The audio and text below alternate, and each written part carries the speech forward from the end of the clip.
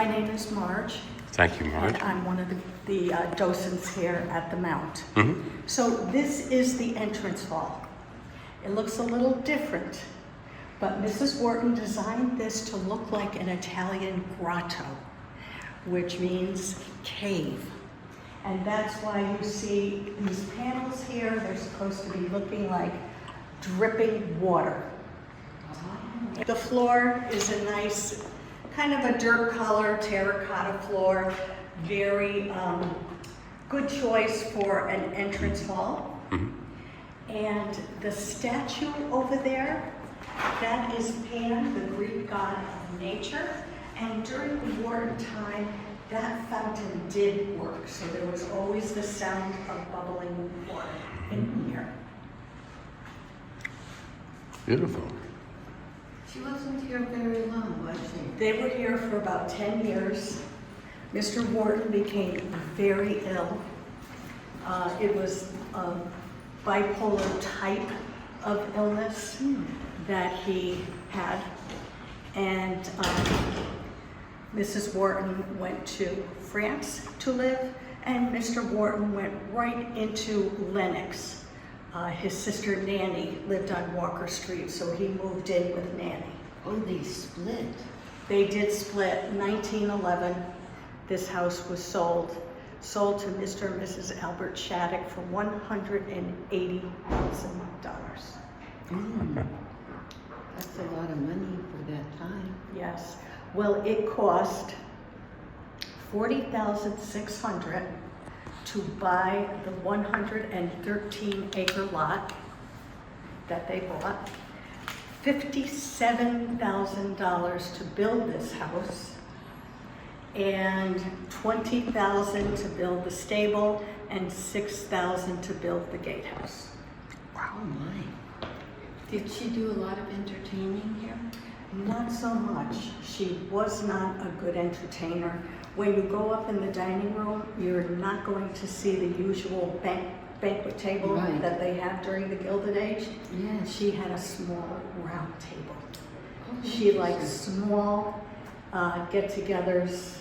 Yes. Interesting. And she had one daughter? No, they had no Oh, no children children. at all. Oh. Yes, yes. But on the chairs in the dining room, those are the people who visited her most. You'll see Henry James and her niece, and so you can look at those. Wait. Thank you.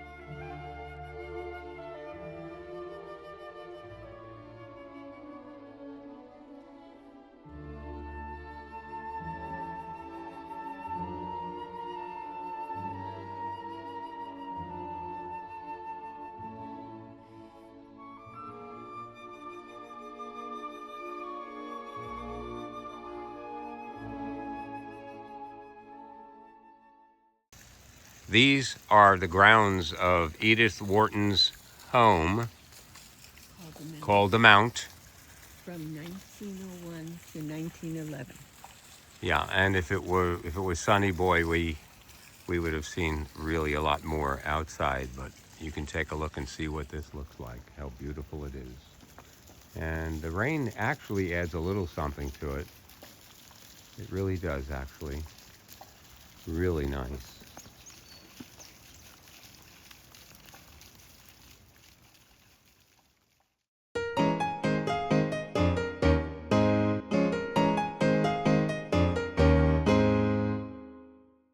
Hi, we're at the Ventfort Mansion and Gilded Age Museum. This home was built during the Gilded Age and it is quite something.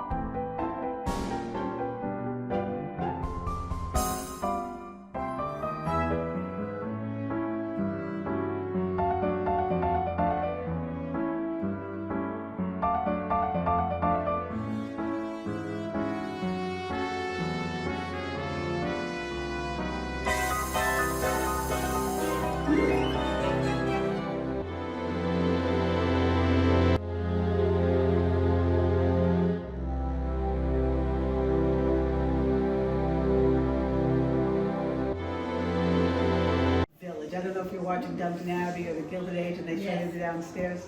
There was a staff dining room, there was a kitchen, there's a pantry, there's a bakery, there's a silver room, there's the the handyman's workshop. There is an enormous room where the boiler is. There was a well downstairs. There was a slaughter room downstairs, like a butcher. There was a walking freezer, a walking refrigerator. It's enormous. Someday, hopefully that would be restored. It would be an amazing tour. But of course, the food was cooked downstairs for two reasons. One, so that the smell doesn't permeate the house, but also to keep the heat of the stoves downstairs. And then it would be brought up by dumbwaiter into the pantry, the butler's pantry, which is next door. So in her time, Sarah would have guests here constantly. That's why she built the house.